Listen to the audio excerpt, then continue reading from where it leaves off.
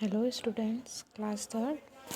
आज हम अपना chapter solids liquids and gases इसका कॉपी वर्क स्टार्ट करेंगे। आपकी बुक रीडिंग और बुक वर्क हो चुका है, तो अब हम अपने कीवर्ड्स स्टार्ट करते हैं। Measuring unit for volume, volume को मेज़र करने की unit. Measuring unit for volume, volume को मेज़र करने के लिए हम किस यूनिट का यूज़ करते हैं, वो है हमारी लीटर। जैसे कि आप देखते होंगे कि अगर आप दूध लेके आते हैं तो हम उसको लीटर में मेज़र करते हैं। जैसे हमारा सेकंड पॉइंट है फॉलोड फ्रॉम ए कंटेनर, तो हम किसी कंटेनर में डाल सकते हैं या कुछ भी, तो उसको बोलते हैं पॉट।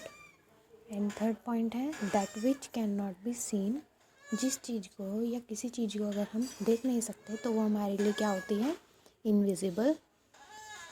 मास पर यूनिट वॉल्यूम, इसको हम डेंसिटी बोलते हैं। ऐसे ही हमारी सेकेंड आती है डिफाइन, जिसमें डिफाइन में हमारी सबसे पहले आती है मास। मास में आपको चैप्टर एक्सप्लेन करते हुए ही समझा चुकी हूँ ये सब कि डेंसिटी क्या होती है, मास क्या होता है, वॉल्यूम क्या होता है।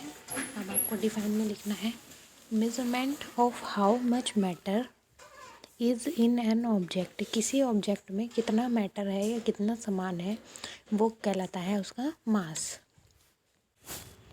ऐसे हमारी सेकंड डिफाइन है volume, the amount of space occupied by the object और शेप, कि किसी शेप या किसी ऑब्जेक्ट के द्वारा कितना जगह घेरी जा रही है वो आपको वॉल्यूम कहलाता है।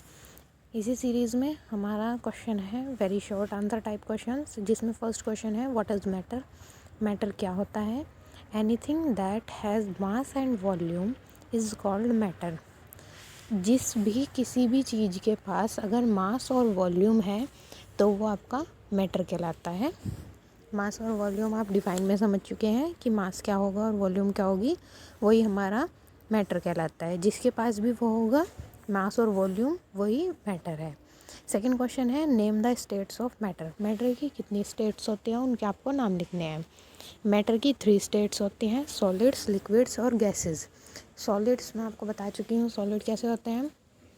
जैसे कि आपके घर में कोई भी सॉलिड चीज़ रखी हुई है या ईंट है, वो आपकी सॉलिड हो गई। या फिर आप पानी में देखें कि सॉलिड क्या है वाटर में, तो वाटर में जो सॉलिड है वो है आइस क्यूब। ऐसे ही लिक्विड में तो आप जानते ही हैं पानी, और गैसेस में आप जानते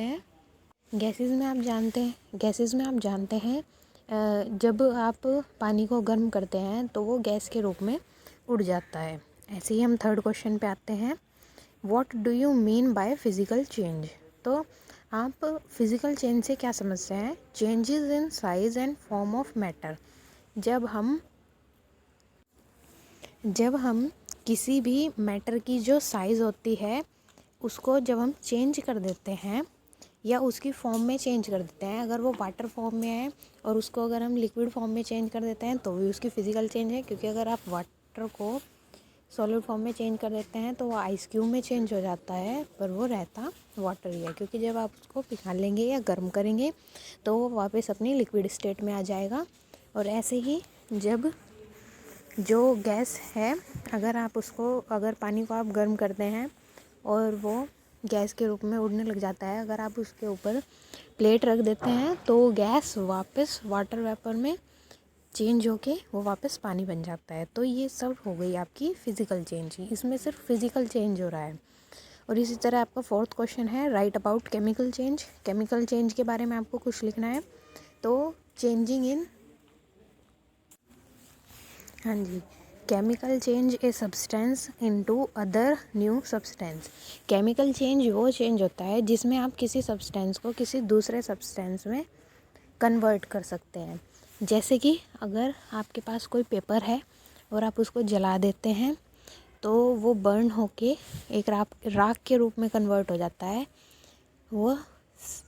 वो अपनी स्टेट चेंज कर देता है। अब आप सोच सकते हैं कि अगर वो राख बन जाता है तो क्या आप उसको वापस किसी पेपर के रूप में कन्वर्ट कर सकते हैं, नहीं कर सकते। तो जिस चीज़ को हम अगर उसके किसी फेज़ में या उसको सब्सटेंस को किसी चीज़ में कन्वर्ट कर सकते हैं और वापस उसको उसी चीज़ में कन्वर्ट कर देते हैं तो वो आपकी फ़िज़िकल चेंज कहलाती है। और अगर किसी सब्सटेंस को चेंज करने पर या उसकी स्टेट में चेंज करने पर या उसकी किसी भी चीज़ में चेंज करने पर और हम उसको वापस उस चीज़ में चेंज नहीं कर पाते तो वो आपकी केमिकल चेंज कहलाती है।